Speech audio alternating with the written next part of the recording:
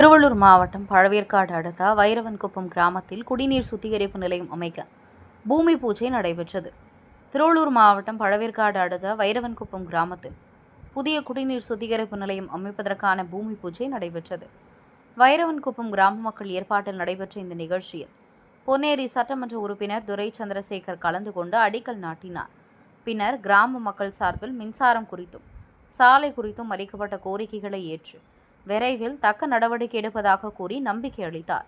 இந்த நிகழ்ச்சியில் திமுக நிர்வாகிகள் பழவை முகமது, அலவி, கன்னிமுத்து, எம்.கே. தமன்சா, காசி, ஷேக் தாவித் மற்றும் காங்கிரஸ் நிர்வாகிகள் பழவை ஜெயசீலன், ஆண்டிக்குப்பம், சஞ்சய் காந்தி, வைரவன்குப்பம் கிராம பொதுமக்கள் கலந்து கொண்டனர்.